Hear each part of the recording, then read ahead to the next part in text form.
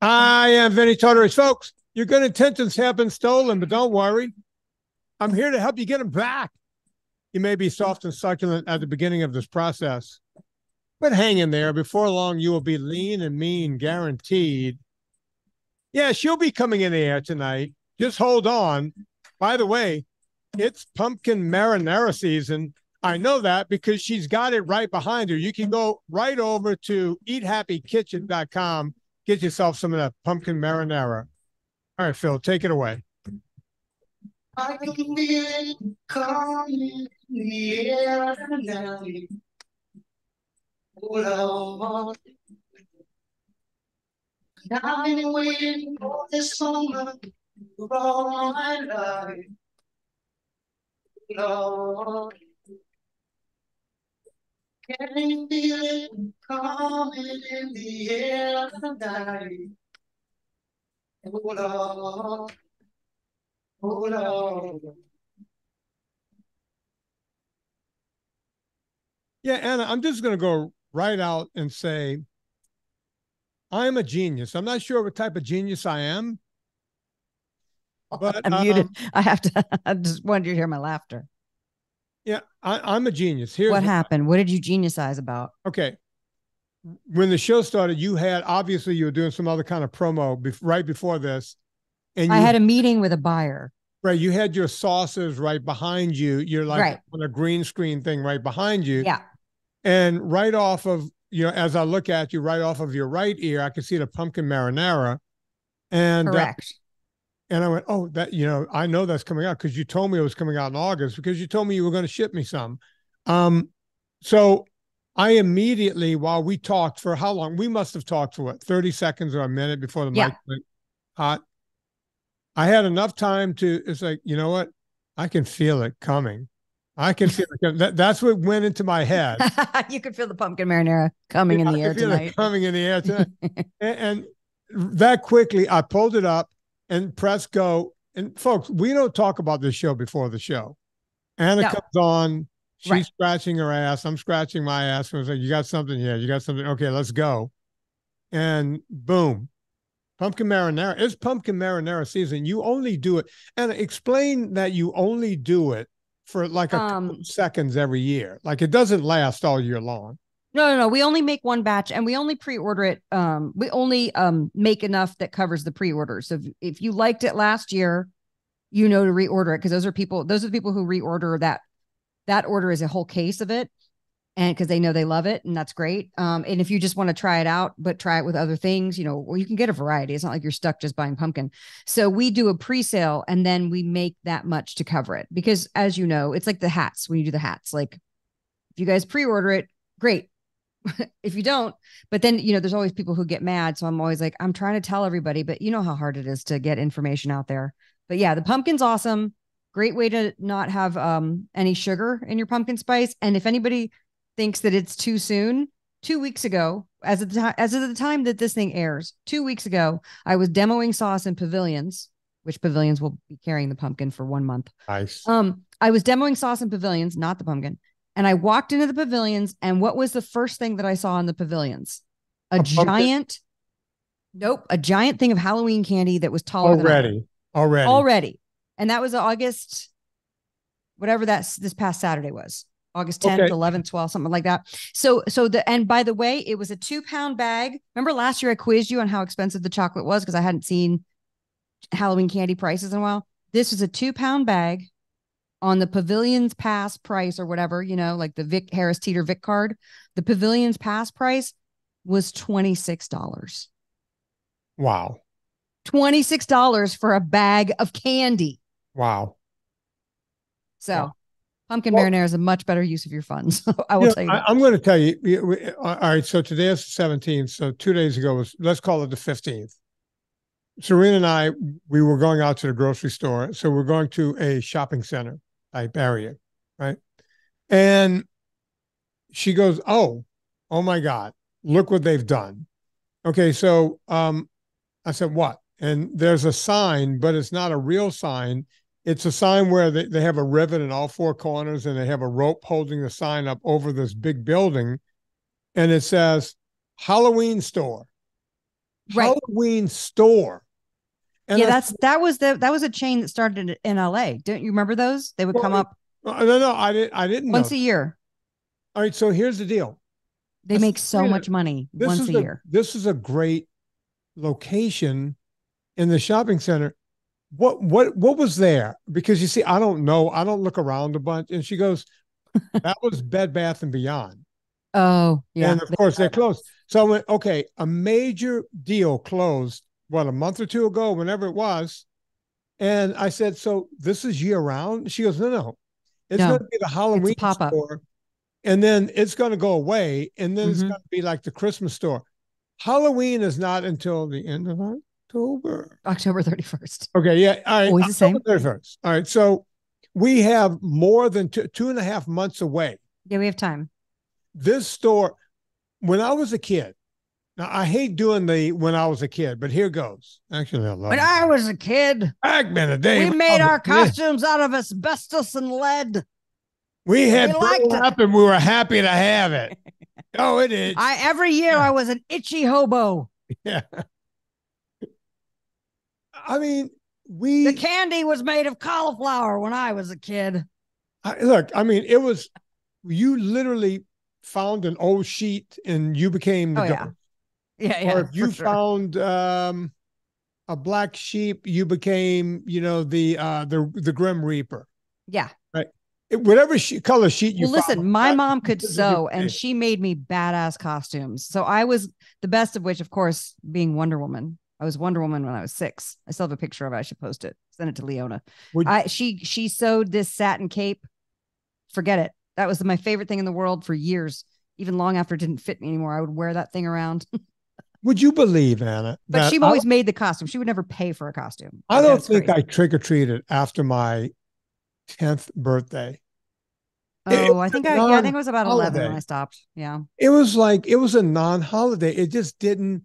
It wasn't a thing. It's not as big, I think, on the East Coast. It's huge in California. We got to California and it's insane in California. Yeah. And it was, Serena would go, oh, Tallulah and her outfit, we got to get together. I'm like, what are you talking about? We used to think about it at 3:00 and go, Mom, you got a sheet? Yeah. Need to get a sheet, throw over my head and be a ghost or whatever. And you went around to a couple of houses right in your neighborhood and you came back, whatever you had, you had. And whatever you didn't have, that was it. We didn't do all the pranks and everything. You hear people. Yeah, we didn't do pranks. Oh, Lauren did pranks because they're thugs. Yeah. They were thugs there in Wexford, Pennsylvania. We weren't. I mean, we just went, we got candy. They called it Devil's Night. They did that, the eggs and the TP and whatnot. I was like, that sounds mean. I want to get candy and that's it. Like I didn't dress up, get candy, go home, eat the candy. Yeah, exactly. And done. Moving on. At some point it became big. I will never forget 2 things happened. All right. So Serena tells me Tallulah at this time is about 13-ish, 14-ish, somewhere around there. Right. And Serena says to me, I was still training people full time and whole thing. And she goes, listen, we're invited to, your friend's house, one of my clients actually, but also a good friend of ours. And they lived in one of those double gated communities in Calabasas. Right. And you can't just go in there. You got to be checked in and checked out. Like even when you're on the list, there's still a problem and they have to call somebody and they have to take a fingerprint. And yes. Let me explain what double gated means to the people. Okay.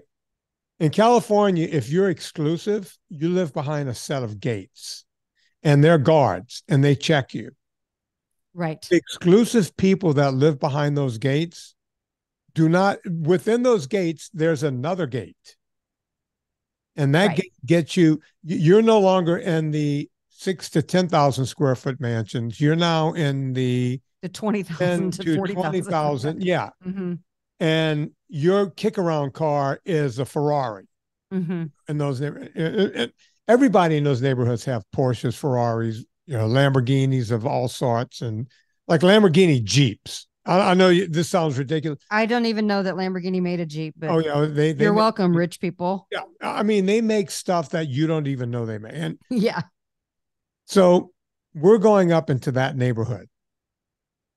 And so I'm running late because I had clients to train the whole thing.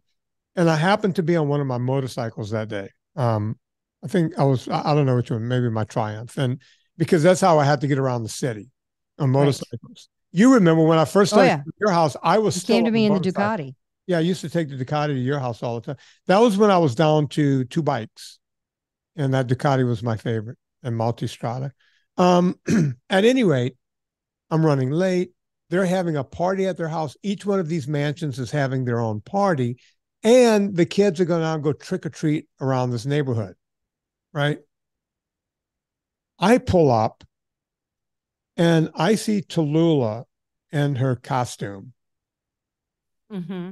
Now, I'm scared to ask. She's just coming of age, right? Think she's starting to look more like a woman. Mm-hmm. She's in a Minnie Mouse costume and she used Serena. She wanted to have, little Mary Jane shoes, but Serena had some high heel Mary Janes. Right. That was a thing back then. So Tallulah is in Mary Jane heels. How do you even trick or treat in heels? With the stockings. Is she at a party or is she trick or treating?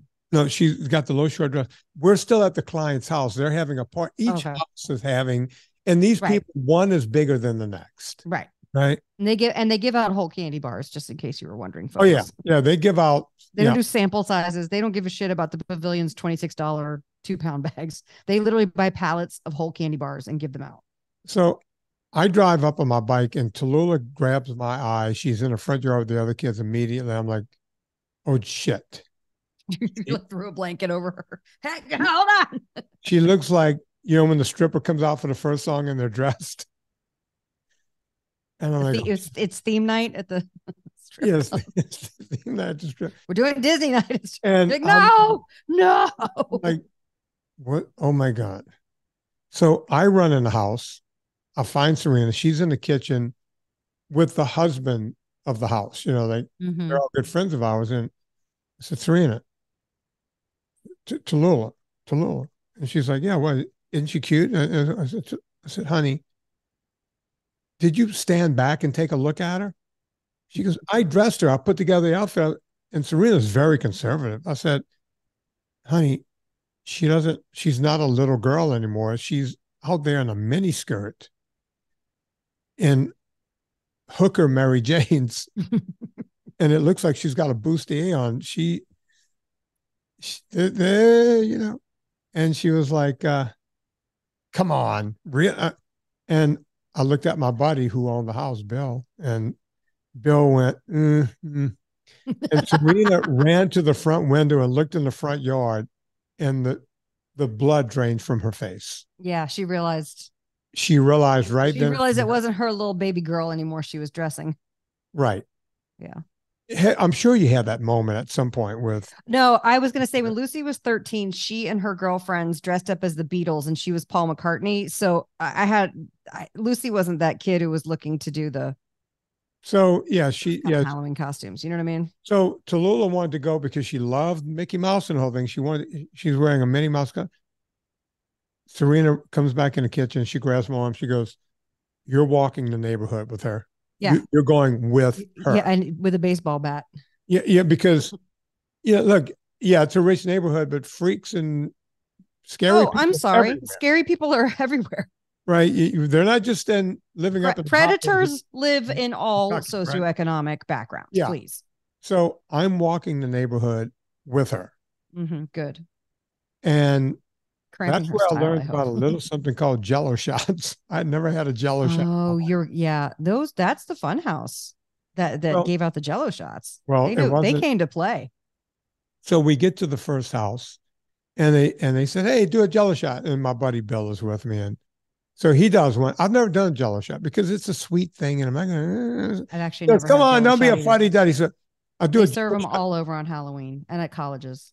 And I thought it was mostly water. I thought it was mostly water with a little booze in it. Mm-mm. So I hit a shot. We get to the next house. Every house is out doing the house before. Hey, have a mini martini. All right. Get to the next house. Hey, here's our version of the Jello shot. Right. By the time we got to the fifth house, I was walking sideways. Yeah. It was not pretty. I said, Bill, I'm drunk. He goes, well, yeah, you're taking a shot at every house. I'm like, oh, like it's like doing a full-on shot of tequila. I didn't know. Yeah.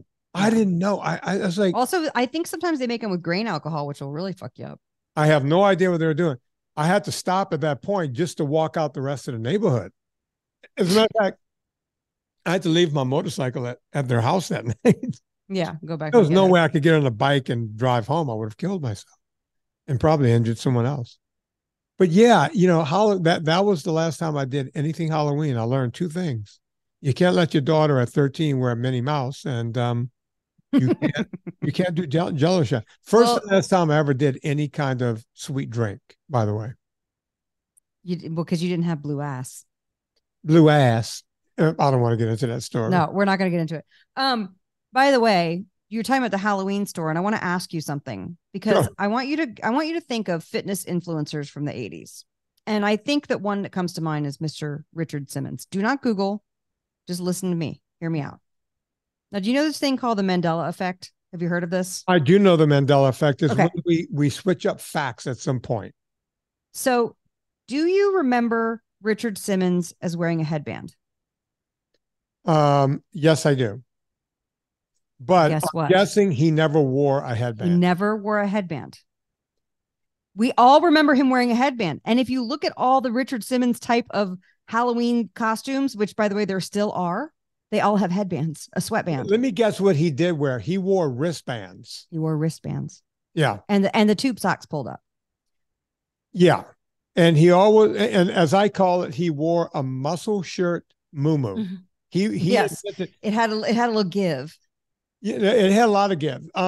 So Richard Simmons, I've talked about this before. He wore dolphin shorts. You folks, go Google that if you want to see where the 80s were. The young people need to know Richard Simmons. He is a freaking icon. Oh, I've talked about him on subsequent podcasts. We haven't talked about him in a while. Here's the deal. Richard, love him or hate him, he really believed what he was doing. Richard wanted to be a soap actor and weaseled his way on to, I want to say not the Young and the Restless, but General Hospital as a aerobic kind of out there fitness instructor. And he was such a hit from his walk-on part that a manager in LA said, we can take this show on the road. And Richard Simmons became one of the first big fitness influencers. And just because he was playing a character. He played a character. That would be like if I went on a show as a news reporter and then I was like, I should just be a news reporter because I played one on TV. Or I'm going to be a doctor because I played the doctor on TV, but I was a wacky doctor. I'm going to be a wacky doctor. Yeah. What? Look, I mean, Dr. Laura Schlesinger had the same kind of career. They're actually Dr. Phil's the same way. Dr. Laura Schlesinger, she had a PE degree. She had a PhD in PE. Yeah. And she was giving people, advice. Medical advice. Medical advice. So there are people who have faked their way through. Richard Simmons, people go, well, why don't you go after Richard Simmons? And it's like, because the guy was promoting health and fitness. He was. Ultimately, he was. Move and yeah. And he had like an endless font of energy. Like you just can't be mad at somebody who was, I don't know, he was just so damn lovable. Let's be honest. Yeah, there was a lot of things like that. It felt like he was the hero of the depressed housefrau who didn't want to move anymore. Like he was targeting those people who were like, I just can't do it. I'm tired. My kids, I just don't take care of myself. And he was like, no, you need to start taking care of yourself. By the way, that was the vibe. Richard Simmons, I know this because I talked to some of the same people he was working with back in the day. Richard owned his name. He was one of the few. That's smart because we've talked about you almost signing away your name. Oh, I almost signed away my name several times. I wouldn't have been able to use my name on this podcast without somehow buying it back, and it wouldn't have been sold back to me. You would, what would you do? Seriously, what would you do? You would just be like, hi, it's me, Vinnie Tortorich, on the podcast not associated with the brand Vinnie Tortorich. Yeah. My name just happens to be Vinnie Tortorich. I wouldn't be able to use it in association with fitness or anything, That's crazy. but Richard Simmons somehow, He got the paperwork done. He got it done. And good for him. Yeah, I'm happy for him. I'm sad for him. Well, he did not wear a headband. We talk about Richard as if he's dead, and he's not. He's still around. Yeah, he's just not wanting to be in public. No one's seen him in public for the past, I don't know, 10 years now. At least. Long time. When you and I started this podcast, we were talking about where's Richard Simmons. Yeah. Yeah. But yeah, he wore the dolphin shorts with the, and at some point he started wearing nude leggings under the dolphin shorts. Under the dolphin shorts, because he didn't want people to see his legs. Right. But somehow the muscle shirt muumuu came right to where the dolphin shorts started. It was a sight to behold. So him wearing the nude stockings underneath the dolphin shorts. Mm-hmm. So do you remember, like, we would watch Three's Company or whatever, and Chrissy Snow would come on in the short shorts. And my mom pointed out when I was little, she has to wear pantyhose under those shorts, because by standards and practices, women were not allowed to wear the short shorts or a mini skirt without wearing pantyhose. Right. And so if you look, she's wearing nude pantyhose every single time that she comes on stage, even though she's wearing the short shorts. And I was like, and I think I was the last generation whose mom tried to get them to wear pantyhose and slips, those kind of undergarments. But I always thought that was really funny. I was like, yeah, the women can't show their legs, so they wear nude pantyhose that look like legs, but it's not their actual legs, but they can still wear short shorts, whatever. So yes, Richard Simmons was doing that trick of wearing the nude pantyhose, because it does kind of mask if you have any imperfections in your legs. Let's be honest. You know what other show did that? What? There was another show that did that same thing. All of them did, because women weren't allowed to show their bare legs on television. Right. It was, let me see if I can send this photo to you. It was indecent. Stop showing your indecent legs. The Love Boat. If you look at, Love Boat, all of them, because they had to wear swimming costumes. Here's the weird thing: the girls walking around the pool sometimes didn't have them on, but like the extras. All the principals. Like I was watching. The principals had to wear them. Like standards and practice made them wear them. Tina Louise was on the show. Tina Louise, I love her. I love her. Tina Louise was on the show, and she was by the pool in a one piece, and she had on the nude stockings. Okay, girl. Sending you something. Okay, great. By the way, today we're going to talk about this article that I'm sure a lot of people have sent you, and it's taken us a while to get to it because we just have such a list of things. Mm-hmm. From PubMed, the National Institutes of Health Library of Medicine. The title of the article is Carbohydrate-based diet may increase the risk of cardiovascular disease, a pooled analysis of 2 prospective cohort studies. Finally. Do you feel a little vindicated? Yeah, look, I mean, I've been saying this almost from the beginning of this podcast. Anna, you will remember this. The audience, people halfway listen to things, but that was from the NIH, right? National Institute of Health.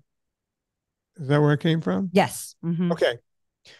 Them and the American Heart Association, not so much the ADA yet, but both the AHA, the American Heart Association, and NIH have been slowly backing out of the room and walking away from their strong stance. And when I say slowly, it's one step forward, 2 steps back, because right now they're putting this out and they'll say it may do this. And then they can put out 5 other articles saying meat is bad. Right. Is it because they want to just be able to stay in the pockets of everybody? They have to stay in the pockets of the major food companies, which the biggest thing that they promote are cheap foods made of grains and sugars. So they'll do something like this. They'll go, couple of studies, it may, because they now have so much blood on their hands that they can't see straight. So it's almost like they're trying to play the middle, if that makes any sense, but they're not getting anywhere with it. Am I being anywhere clear? This sounds like you're definitely being clear because they're.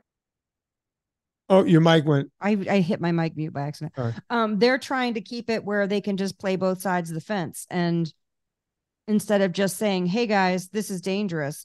And I got to say, I had to do an appointment earlier, and then I swung into Albertsons on the way home because I don't have like a big, like regular grocery store near me. So I swung into Albertsons on the way home, and it's really easy to grocery shop for NSNG anywhere, but it's extra easy when you're at these giant grocery stores because literally I couldn't believe the processed foods. Like it was just so much stuff. But then I was like, ooh, I'm going to invent a recipe using the pumpkin marinara. I'm going to put mushroom and sage and sausage. And I was looking for some Italian sausage. And now I'm used to going to my butcher guy, right? Right. So I'm at Albertsons. I got to find an Italian sausage. It doesn't have the stuff in it. And I sat there reading labels, at which of course I forgot my glasses. And last time I did that, I wound up getting some stupid bulletproof. Was it called? Nitro brew bulletproof. Yeah, they had all kinds of crap in it. It had monk fruit that maybe go crap my pants, basically. It didn't, but it almost did. I was furious. So I was sitting there reading the ingredients, and I'm thinking to myself, I was like, it's easy to shop NSNG here unless you're looking for something like sausage or bacon or like high quality cured meats, But everything else is like, well, you just go to produce and you just go to the meat section and you look for what you can look for. But everything on the center aisle was like crazy processed, which is why it's important to me to be able to get my sauces in these stores because these sauces are like, they're trash. They're just trash. And I was like, I can't. So anyway, being at the Albertsons, I was blown away. And I was like, this is just business. This is just business as usual. And I don't even know. I started feeling overwhelmed because like, how do we disrupt this? If you don't have if places like the National Institutes of Health won't speak out against all these processed foods with sugars and grains, how are we supposed to do it? And I started to actually kind of feel a little bit, overwhelmed, I guess. Defeated. Yeah, look, I mean, that's not defeat. I don't feel defeated. I'm still gonna fucking do it, but you know what I mean? I'm like, all right, we got our work cut out for us. We're not stopping anytime soon. Well, look, I mean, Nina and I talk about that all the time. She was here a while back, and so we had a lot of time to just mull over this, and we're like two dogs with one bone, right? And we even said a few times over the course of time we spent together, a few days, okay, we got to talk about something else. And we would talk about something else for like 20 minutes and then boom, right back in because we're in the middle of this. We don't exactly get paid for it. Although every vegan group out there, they're bought and paid for by meat. We even I know I get messages too that I'm making too much money. And I'm like, I don't make a dime off of this. This is not where I make my money off of voiceover, which pays for me to be able to get this message out there. Don't get me wrong. I hope one day I can make money from this. Yeah. You know what I mean? I hope one day I can pay my bills with this. But also too, let me point out too. And I like Albertsons. I love grocery stores. I love going to grocery stores. I'd rather go shopping at a grocery store than at a department store for clothes and shoes any day of the week. Yeah. I like food, right? Oh. So when you get into, and don't get me wrong, Albertsons is about to buy Kroger too. It's been caught up in the antitrust thing, but they're about to become the largest grocery chain in the United States. So this is representative of what everybody's walking into when they go grocery shopping. People don't know that some of this stuff is real bad for them, and they're eating it thinking they're doing the right thing, or they're eating it not caring because they just have no educational base about it. To get, for example, Albertsons has asked us to pitch, and that's really nice. I appreciate being asked. Yeah. But the nature of the beast with grocery is that you have to give free fills, which means a free case of whatever and if let's say they buy 3 flavors of sauce, a free case of each flavor, that's called a SKU, per store. And then, and you're not just giving that to them. You actually have to pay the distributor cost because the distributor is still doing their work to take it into the stores. So if you multiply that times, 1,200 stores, 1,300 stores, 3,000 stores, it depends on what regions you decide to go into. Right. You need to have raised money to finance that. Well, a company like mine's not, I can't do that. We haven't raised, I intend to raise money, but even when I do raise money, I'm not going to go raise $20 million. I'm just not. That's what it would take. I mean, that's what it takes. Yeah. And so you see these companies, like, for example, McCormick Spices. Don't at me, McCormick. You could crush me like the cockroach that I am, to quote Mr. Wonderful from Shark Tank. But they have just started a line of spice blends that have like really cute, like rustic packaging. Right.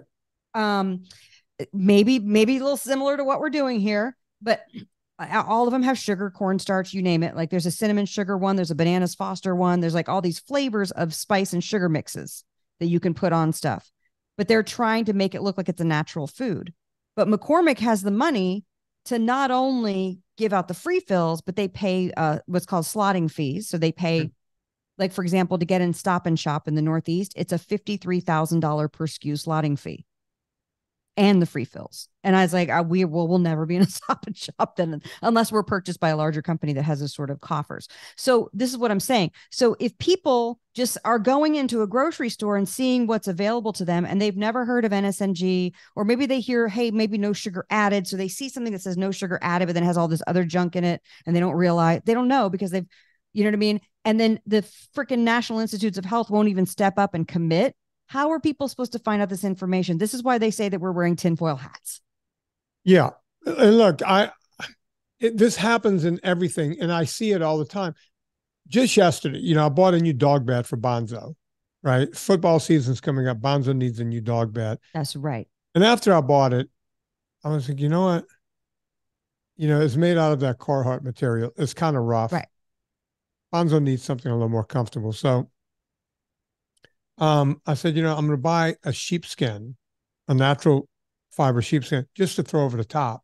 Right. He can scrunch it up on those nice, cool fall days. He'll really love that. So I just Googled it, right? Sheepskin. And just to get a single pelt. I went right to, the first thing was like Overland, because they make shearling coats and everything. But you could buy a sheepskin, like $250 and the whole thing. I was like, shit. That's the cost of a whole coat. I'm not going to buy this for a dog bed. It's ridiculous, right? Right. So I was like, where? I said, Serena goes on Etsy. So I know Serena has an account. So I went on to Serena's thing. I clicked it in and went on to Etsy. Sure enough, they let me right in with Serena's thing. And I bought a pelt for $26. That's great. It's 10% of the cost. Right. And I went, you know what? This is a guy selling pelts. It's the same thing. It's been tanned by, naturally tanned. I checked. How is it the same thing? Is this guy wholesaling it to those other ones? As a matter of fact, he was selling like his really nice ones were $55.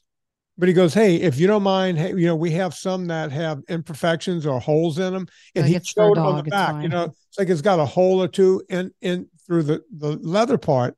I went, that's perfect. I love Etsy. But, Etsy does that, it's that rustic thing. It's sellers selling what they got, right? They cured these pelts, they probably own a sheep farm somewhere and they do the shearling thing and the whole thing. They're selling it themselves, making a buck. That's how I got our cornhole. It's a guy who makes them because he loves to do woodworking, and he makes cornhole sets, and then he'll paint them whatever you want. And I was like, this is amazing. Right. I mean, go to Target and spend 4 times the price and get like a cheaper made one. Right. And look, it's the bottom line to all of it is now the big companies want to make things that look like. I know. Like Etsy. That's why. But I'm saying the McCormick things will be everywhere because they have the money to put it on every store shelf. They can put it out there. One of my brothers at one time, he no longer owns his business, but he owned a liquor tobacco store. He's the antithesis of me. And he explained to me back in the day, this, it's 25 years ago, they can open their doors and be clean every month just on the shelf space that they sell near the register. So U.S. Tobacco and all these companies that sell like the Dip, the Skoal, the Copenhagen, those kind of companies, they pay a premium to be right there. To be right there. Yep. Right at the thing. And I said, really? He goes, oh, we could just, we can open the doors every month and we're even based on what we sell that 4-foot space for. Yeah. And they all want that space. They will pay a premium for that. And I said, well, what about, you always hear about the top shelf, the middle shelf, and the lower shelf. He goes, that's other premium spots. Right. You want to be right in front of people. You want to be eye level. Yep. You want to be eye level? You pay for that. That's correct. Right? His whole store was bought and paid for. And I said, how do they know? He goes, they send representatives. I said, like secret shoppers. He goes, no, they come in. They got, Smirnoff written on their shirt. They come in, they send someone in to check. They make sure their bottles are straight. They make sure their shelf looks nice. It's called merchandising, that you have to go merch it. Yeah, he goes. In fact, most people you see in the grocery store who are doing that don't even work for the grocery store. You have to then pay somebody else to come in and merch it, which is something I was like, oh shit. So right now it's me and Megan trying to hit the stores. Yeah. And then like if we open somewhere else and like someone's like, hey, I live here. I'm like, hey, I'll pay you if you will go, make sure, because they don't restock it. They don't, anyway. But listen, to Albertsons' credit, they at least asked us to pitch. Like they want more healthy stuff. They want more smaller food companies. They don't want it to just be, but they have a bottom line. Like you said, they have to make their bottom line. And if the sales aren't there to support it, then they're not there to support it. But it's like, if we, it's just one of those things, like, how can people choose? Because I always feel like when people know the information, they make better decisions. Maybe not all the time, but most of the time. And that's why we're here, to help inform people so that they can help make better decisions. And maybe to reframe, like, well, all that money is spent on junk food. Now you can spend on really good food. And then, what? All that money is spent on this, that, and the other thing. We're going to save you that money in the long term. Because right now it does cost a lot of money more money to eat the meats and the vegetables and the nicer quality olive oil and sauces and salts and stuff. So like, I get that, but it is an interesting thing when you go, okay, NIH, very cool. But you're right. They're not totally committing to it as I'm looking through this article. Shall I go on? Go on. Okay. The abstract is, according to cumulative epidemiological studies, balancing macronutrients for energy is important to prevent metabolic diseases. However, this has not been studied extensively in Asian populations whose carbohydrate intake levels are relatively high. Therefore, we aimed to investigate the longitudinal association between carbohydrate intake and cardiovascular disease among Korean adults in 2 community-based cohort studies. Okay. Well, let me see if I can read this. Let me just skip down to the conclusion. They talked about the methods. They talked about the results. Conclusions. Our findings suggest that a carbohydrate-based diet, high in proportion to total energy intake, may increase the risk of cardiovascular disease among middle-aged Korean adults, underscoring the importance of balanced macronutrient distribution. However, more research is needed to evaluate the sources and quality of carbohydrates in relation to CVD risk, cardiovascular disease risk in this population. Okay, let me give you some pushback here. Okay. Quality of carbohydrates. Right. Right there. Okay, what does that even mean? But we need a definition. That's what you and I have been trying to define for people. People go, well, there's simple and there's complex carbs. Okay. I'll go with that. Define the difference between a simple and a complex carb. All right, a simple carb is more like a sugar. A sugar is a simple carb. Honey, any of these are all simple carbs. The sugar that's in the Snickers bar is a simple carb. Right. They go in. There's not a whole lot that needs to be done. It's already broken down. It's already basically glucose. It goes right into your system. As soon as it hits your liver, you get a glycogen spike. It goes up really fast, and then it comes down really fast, and you go below where your blood sugar was before, right? And that's because your body starts to release insulin to cover it, and it pushes it down. Now you have a lot of insulin in your body, and then that has to calm down. A complex carb, these are the ones that dietitians for eons have been yelling about, oh, these are the good carbs. These are slow burning carbs. And in a weird way, they're right about the slow burning part, not like the fact whole that they're a good grain carb. Let me give some examples. Rice, pasta, bread, quinoa, any kind of beans or legumes. These are complex carbs. I don't know why they call them complex carbs. There's not much more complexity other than the fact that they usually carry a bit of fiber, and there might be more water involved and what have you. And they struggle to make it from the, when I say struggle is not the right word. It takes longer for your stomach to process it. So you don't have it just going straight from your stomach right into your liver. There's a process. So, and then when you eat those, you're generally eating more of them, right? So you get what's called, instead of a glucose spike, you get a glycogen load, right? So now you have a load of carbohydrates continually going through. Now the dietitians will tell you this keeps your energy level up, right? Mm.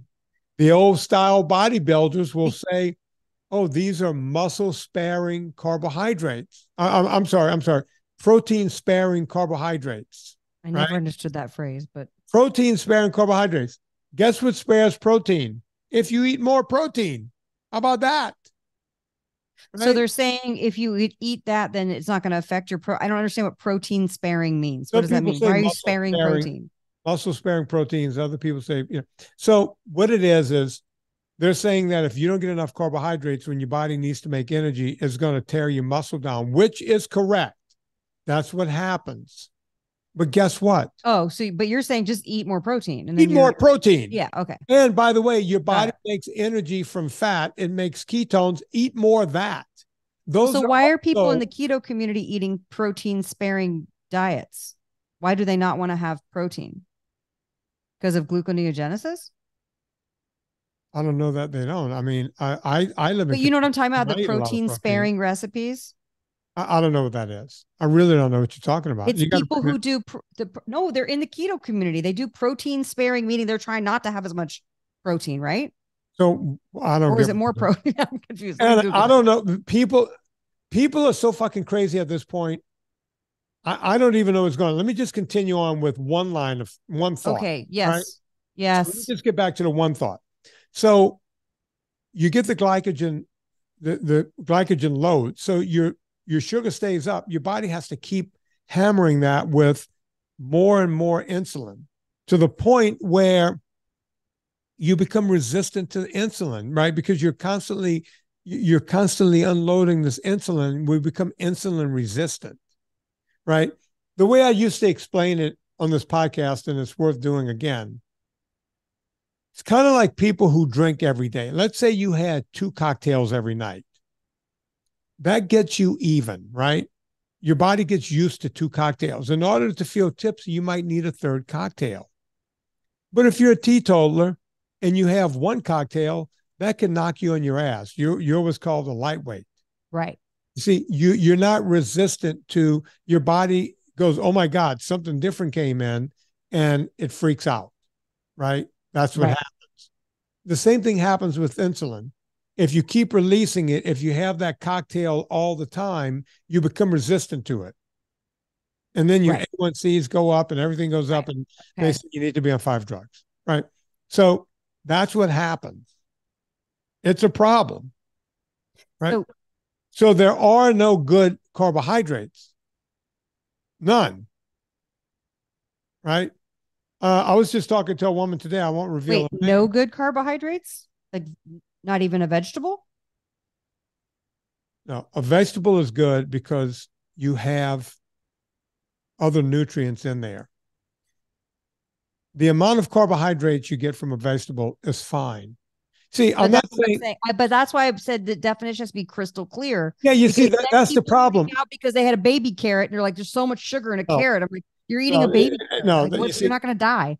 Sorry. I want to play my Instagram from today. It's funny. While you get that, let me just clarify. Protein, I completely misunderstood. This is why I've never understood this diet. Protein sparing modified fast is you raise protein and you lower carbs and fat. It's a low calorie diet, according to Wikipedia. Sorry. Because I know people will write me a nasty message from the 5 minutes that you spoke that I misspoke at the time that I corrected myself. But by the way, if I don't understand it, I'm not going to do it. So if you guys like it, great. I like NSNG. That's what I do. Okay. I'm going to play my Instagram from today because it's apropos to what we're talking about. You ready? Mm-hmm. I can find it here. Very divisive. On one end, everyone's telling you to be a carnivore. On the other end, people are telling you to be a vegan. And then there's some people saying, hey, vegetables are trying to kill us with their chemicals. Then I was driving down the road and I was looking at a Toyota. And I thought, wait, maybe that company has it right. On one end, they sell the #1 truck favored by the Taliban. They also make the tree-hugging hippie car, the Prius. Yet it's all done in one company and it's all fine. Maybe we should be more like Toyota. All right, stay motivated. Look, I love your message of inclusivity, Vinny. You know, like I have people on the consults asking me now, hey man, I was listening to this guy on the internet. He was telling me that there's chemicals in vegetables that's going to kill me. No, Well, that's the no. Gundry thing, right? Well, Gundry started with the lectins and this guy with the that, and the other guy's talking about this. And, you know, they're also, you know, all of these doctors, they figured out they can't make money being doctors. So they all find something to hang a hat on. And then they become an internet star and it puts, you know, it's just more blah, blah, blah, and confusion out there. Right. It's nuts. It's nuts what we're doing. And we need people are very confused. They write me very confused. And I'm always like, I don't know. I can't help you with that. Well, apparently, because I didn't even know what protein sparing meant. And that's a big thing in the keto community. So I was like, I don't know. Well, look, the bottom line is back in my day, they were like, you need carbohydrates because you need to spare, you know, your muscles. Your muscles are going to break down. Right. Just eat more protein. If you have protein available in your body, you're going to build muscle. Right. You're going to be, yeah. Do I look anemic? No. Do I look anemic? No. I'm asking you for real.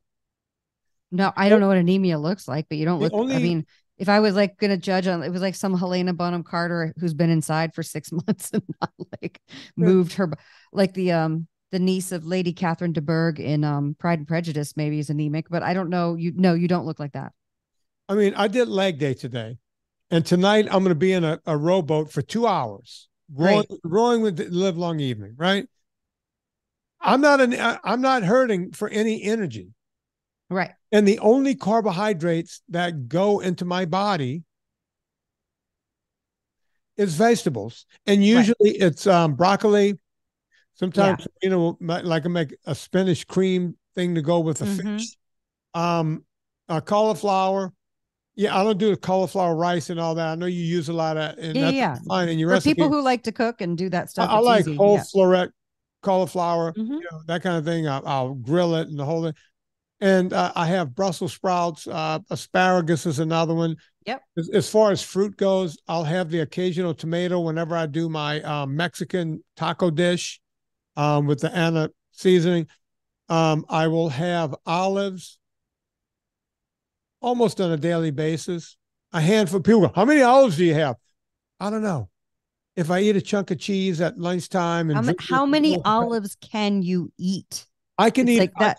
I can eat a metric ton. You can. I again, maybe I have a self-regulating thing where it's like I can have a few olives and I enjoy them, and then I move on with my life. I could never like sit there and just overeat olives. I'm guessing just like you can't overeat a steak. I can't overeat. I don't overeat baby carrot. When someone's like, I can eat a whole bag of baby carrots, I'm like, gross. I can't. Yeah, I just can't. You might need to look at your diet. Why is that? I'm good with, I don't know, somewhere between 6 and 10 olives, and then I'll try again tomorrow. There's no reason to sit there right and just hammer olives. I mean, what are we doing? See, that's a food addiction. You have to look at that. Right. You know, that becomes the problem. Well, I think too, when you start asking those questions, and I'm sure that you talk about this on consults with people, it's like the question behind the question. Why do you need to regulate the things that are just regular foods that your body should know how to regulate? So something else is going on, like you said. Right. There's a food addiction or a belief or a thing, or I got to eat as much as I can right now. And also too, I find that when people start NSNG, they could have a tendency to overeat a little bit, and that's okay until it regulates. Yeah. You know, I'm talking to a woman right now, you know, that I talk to regularly. And she's going through depression. She's very depressed. And I keep telling her, you need to go see a psychiatrist or a psychologist, or what you need. You go to one, and they might recommend the other, right? You need to go. And she's like, my A1Cs are back up to 12, and it's because of my depression. And my answer is, no, your depression may be causing you to eat more. Sure. Or junk. And she goes, oh, that's absolutely it. I'm eating junk. I said, okay, you need to fix one. Mm-hmm. If I were you, I would work on the depression. And then once you get that under control, the other one will fix itself, because you don't want to have an A1C of 12. You know that. You know what it's like to feel good and to lose weight. You know all of that, but you can't. It's like saying, I have a broken leg, right? I'm just gonna start walking on it until it gets better. No, first you have to go. The doctor has to set it, make sure it's in place, cast it up. You have to let it rest. You have to fix the problem at its core. Right. And then once you get that taken care of and the bone is mended again, now you can slowly start walking to build up your strength again. You can't do it the other way. Well, that's like saying I'm addicted to meth, but I'm going to go get my teeth fixed, but I'm not going to stop doing meth. Okay. Yeah, you do. Listen, and I will say, I have a friend who's going through a horrible thing right now with his daughter, trying to get a diagnosis, trying to get appointments. If you have any issues with mental health, make your appointment immediately, because it takes forever. And usually with mental health stuff, it feels so acute and it's really tough to deal with, and you're going through a rough time. Make your appointment ASAP. So if anybody's feeling that way, just pick up the phone and make an appointment. You know what? We used to advertise a thing on this show. BetterHelp. BetterHelp. Yeah. Was that the one we did on this show? Yeah, BetterHelp. There's a few now. Yeah, go check out BetterHelp or one of these. They're not even an advertiser anymore. But yeah, it's an online consultation that's probably cheaper because you're doing it that way. You don't have to drive somewhere. Do that. If you need help, go get help. You don't want to get to the point where you have to check into the ER because you feel like you could be a danger to yourself or somebody else, and then you check into the ER. Then they 5150. I'm not being exaggerating here. This is how the system is set up. If you're not proactive when you first start to feel these feelings, if stuff escalates, you're going to then be put into the 5150 system, and it's a whole thing. So, and if you don't know what I'm talking about, you don't need to know, because it's terrible. So yeah, go to BetterHelp and just try to get some help, because it is really hard. That's something that I noticed when I was going through my depression. I was like, it would be easier for me to drive down the street and get a gun and blow my fucking brains out than it is for me to get an appointment in a timely manner with a mental health professional. And unfortunately, that's the way things are set up. So that's why my motivation is to say, please, if you're feeling like you need help, call immediately anybody and make an appointment. Just get it going. Get the wheels turning. Yeah, absolutely. Anna, let's do a Villa Capelli ad, and then I'm going to play something. I'm not going to play the whole thing, but I'll play a portion of it, because people are starting to love these things, and I want more people to know about it. So I'll give people a little piece of it. So Villa Capelli olive oil is the longest running sponsor of this show. Man, who was I talking to earlier today? Jeffrey. And again, it was a consult. And during the consult, he goes, hey, I hear this all the time. Isn't it crazy that people still ask us? Man, I know you promote Villa Capelli and you get paid to do that, but what other companies? And I said, well, is Villa Capelli are they out again? No, they're not sold out. And he goes, well, let me go check, because I was walking around doing the phone call. Right. And I didn't have my glasses on. There's no way I can look down at my phone and see. And he goes, hey, let me check. I'm sitting at my desk. So he checks and he goes, no, they fully stocked. And I said, well, why are you asking about another company? He goes, yeah, I just want to walk into the grocery store and get something. I said, well, here's the thing. This is going to show up at your doorstep. And if you find the real thing in the store, which Villa Capelli is not the only real olive oil, but I can't go around studying every olive oil. I tell people, you want to learn about it? Go look at the UC Davis oil study, or go get Extra Virginity and read through that book. If you want to do that, I don't have time to do that for you. Right. What I know is these people are selling 100% olive oil. I vetted them. And guess what? When you buy 3 liters of it at a time, which I know sounds daunting, right? It's like $90-something. Yeah. That's enough olive oil to last you a year. If you walk into, Anna, you looked around, you found some good olive oils, and it was like, what, 350 milliliters. And let me tell you something. I'm going to give you a price comparison. Yeah, go on. About 6 months ago, one of the local, it was either Grissini or somebody, one of the local winemakers started to do their own olive oil. And it was a 350 milliliter bottle or whatever, 375, which is half of the 750. 750 milliliters is the usual size of a starter olive oil bottle or wine bottle. They use the same kind of bottle. So 375 is the half bottle. And they had a half bottle of this olive oil for $65. And Villa Capelli's 750, so double the size, is what, $32? So literally it was like double the price. Right. For half as much. And it's local. So it's not like they're paying transportation costs. I walked into their winery and bought a thing of the olive oil. And there's nothing wrong with that. But what I'm telling you is if you do want to save a little bit on price and you want to get the best olive oil, but their olive oil was fine. Nothing, you know what I mean? I wasn't like, oh my God, this is so much better than Villa Capelli. It wasn't. Villa Capelli is amazing. And the price is great. We're just not used to paying those prices if you're coming from the Albertsons olive oil section. So wait, Anna, let me do a quick math. 350 milliliters, you would need 3 of those to equal 1 liter, right? Or approximately. 375. Yeah, 375 times 3. So 3, 6, 9. So 9 times. Well, let's see. What was it? $69? Let me divide 3,000 by 375. Okay. You would need 8 of those to make the 3. All right, so I'll put 9. I was 65 8 is $520. Okay, thank you. That's what it would cost to get the same olive oil from someone else. Yeah. 5 times the cost. What did you say? 5 what? Yeah, well, about $500 more. What is it? 120 for the tin now? Let me look. Yeah, I'm not really sure. 109. I don't even 109 for the tin. All right, so 5 times the cost. Yeah. Selling this at 5 times the cost that you could get Villa Capelli. That's effing ridiculous. Yeah. There's no 2 ways to say this. That's effing. I know it is. But even better, if you use the discount code Vinnie, VINNIE, you'll get 10% off your order each and every time. But wait, there's more. There's more. But wait, there's more. If you spend more than $125 after the Vinnie discount, so I did the math for you guys, you would have to spend about $145. You would get 10% off. That would put you above $125. Free shipping. Free shipping. So go shopping at Villa Capelli. It's the best deal around. Look, these people pay for a 60-second ad.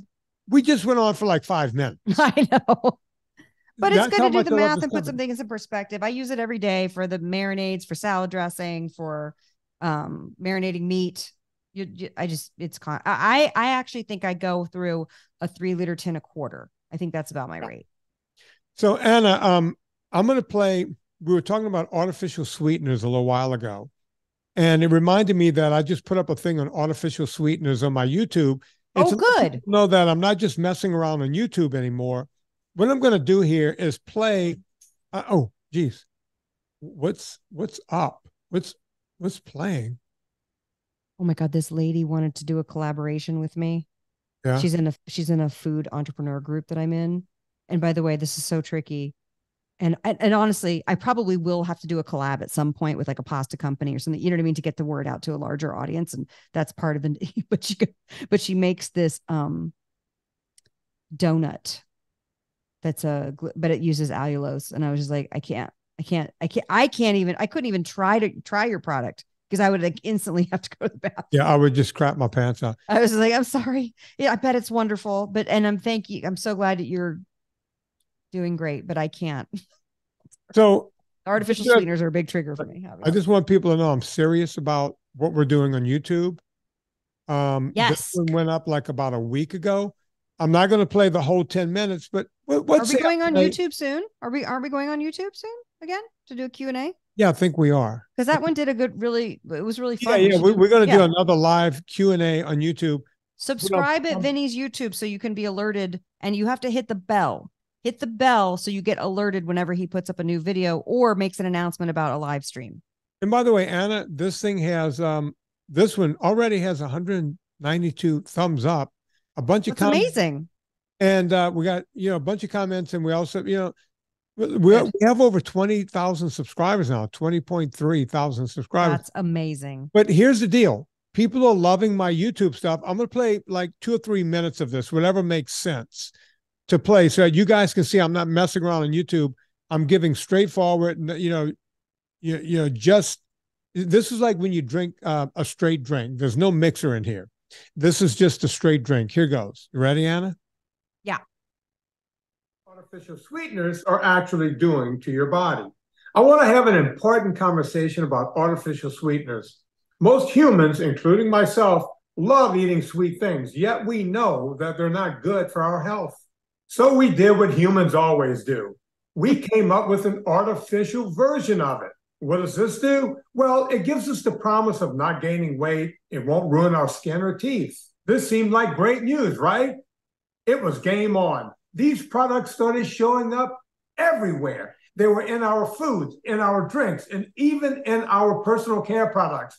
Think toothpaste. Have you ever found one that didn't have a fake sweetener in it? This is not a mom and pop thing. This is huge industry. It's worth billions, and by 2027, it's expected to double. Every other week, there seems to be a new version that promises to be better than the rest. But they all have one thing in common, one big lie. They all claim to be a healthier alternative to sugar. But are they? Are they really healthier than sugar? Are some better than the others? Will some of them actually kill us? It's really confusing. I get it. It seems like every day they, and I'm not sure who they are, tell us something different. So who should we believe? I've been in this space for over 40 years, helping people lose weight. Everyone from Hollywood actors to rap stars and rock stars, professional truck drivers and professional athletes. I've seen every gimmick come and go. There's nothing that will surprise me. So I'm going to unravel the artificial sweetener conundrum for you in this video, because not only is it important for your weight loss, it's also very important for your health. Be sure to stick around until the very end, because I'm going to blow your mind, giving you some truths that really go against everything you've been told you were supposed to do to lose weight. This information is going to help you lose weight and feel way, way better. So stick around. So let's dive right in. Artificial sweeteners are non-nutritive. What does that mean? It means that they provide very little or zero calories, and they have no vitamins or minerals. Make no mistake, sweeteners are not food.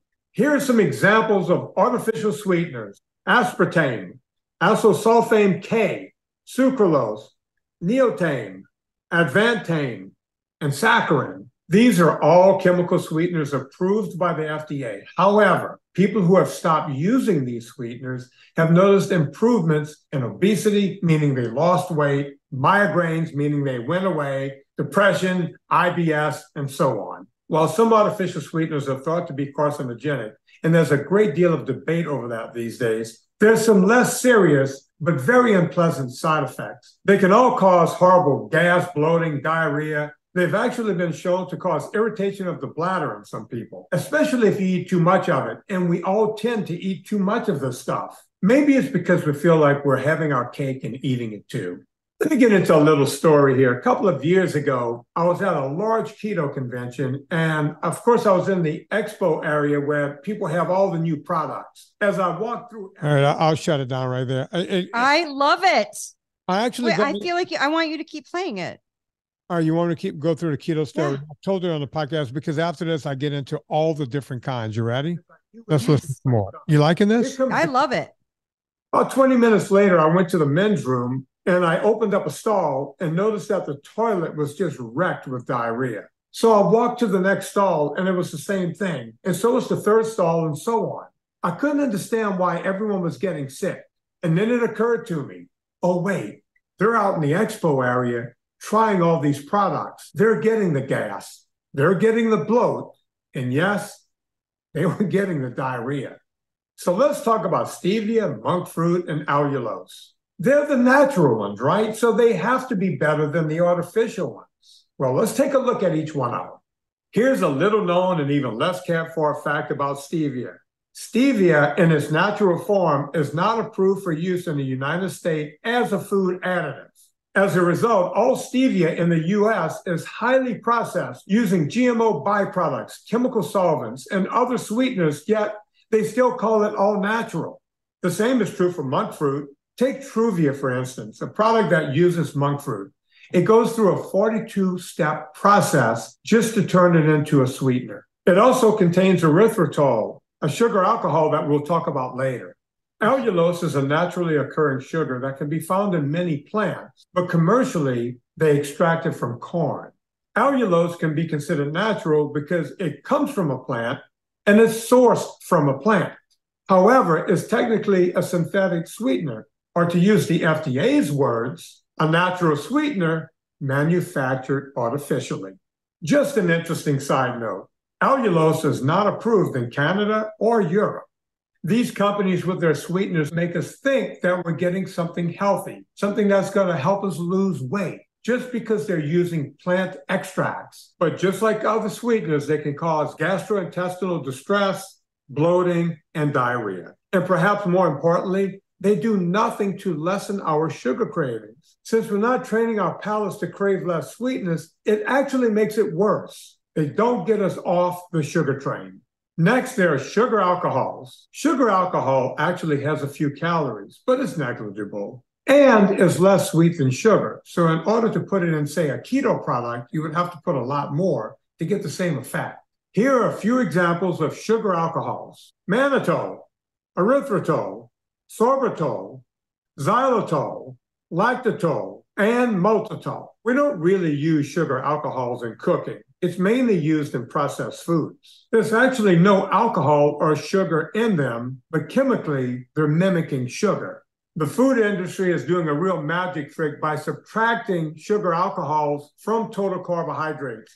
You see, all right, we'll shut it down there, but yeah, Anna, I cannot wait to watch more of that. And I feel like I was on a journey, and I was remembering every time I've ever, because I can count on one hand the number of times I've had artificial sweeteners or the sugar alcohols one time in my life. And I got so sick, and I literally thought I had food poisoning. Wow. I was so sick. Yeah. And also allulose, they released the studies that said it trashes your gut microbiome. So I could go on and on about this stuff. I'm going to give you some of the titles of the stuff I've done lately. All you have to great. do, folks, I love it. Is look under videos, and you'll see these titles. The only 5 exercises you need for rock hard abs after 40. What artificial sweeteners, the one we were just listening to, what artificial sweeteners are actually doing to your body. The top 10 foods that are called super, but simply aren't. The only 5 exercises you need to stay strong over 40. What's this one? What eating sugar is actually doing to your body. The top 10 foods you should eat to lose weight now. The only 5 exercises you need to gain lean muscle mass. Your brain on coconut oil. What's not being talked about, in parentheses. What eating grains is actually doing to your body. So all of these are very pointed, right? And they're all doing really well. I've done 1, 2, 3, 4, 5, 6, 7. I've done 11 of these, and by the time this come out, there'll probably be 12 or 13 of them. People are loving them. I'm not going to stop them. It's all the stuff we've talked about in these podcasts wrapped up in a nice tight bow without me making all my stupid jokes and playing music, just talking about the real science. And that's, I'm going to keep doing this because people seem to be liking it. And there you have it. There you have it. For whatever reason, we lost Anna. Let's see if she's back. Is Anna there? Anna, where did you go? You just froze on me and disappeared. I just kept talking, and I'll look. Good. Oh, there's Anna. All right, Anna, we're going to shut it down here, folks. Yeah. Anna Vocino, we talked about it at the top of the show. We'll talk about it again. She's got eathappykitchen.com. Go there for all the products. I can't get enough of them. I will send you pumpkin as soon as we make it. I got 2 songs I want to play here at the end. Make your bachelor's chili with the pumpkin with the sausage. And maybe you get a pound of ground beef and a pound of pork, and you put it in there. That'll last you a couple of days. Yeah. Anna, you got 2. I'm going to give you the 2 groups. I'm not going to tell you the song. Okay. Everlast. Nope. Or Fleetwood Mac. Yes. Strong yes. Really? You don't like Everlast? I don't care. Fleetwood Mac? Yes. Okay, I'll play Fleetwood Mac. That's how you know if you really wanted to play the song or not. Because if you feel disappointed, you can play the other song. I don't really care, but yeah, let's go Fleetwood Mac. okay, great. I don't know what reminded me of this during the show, but something did, and I'm going to play it. So, folks, you know what to do. We all go shopping on Amazon. Before you go to Amazon, go to vindicated.com, click through the banner. It's how we keep the show up and running free for well over 10 years. Also, when you go to vindicated.com, you'll see the super fan page. You'll see the NSNG ebook. You'll see you can sign up for consults, all kinds of stuff there. Those are all tools to help you get healthy. So, by the way, if you listen to the show and you're like, well, if I'm not allowed to have those carbohydrates, what am I supposed to eat? Go get that NSNG ebook. It tells you everything. I just took coffee. That's exactly right. So, I feel validated. On behalf of Anna Vocino, my name is Vinnie Tortorich. Put life into living, and we're going to do it with a little Fleetwood Mac from the Rumors album.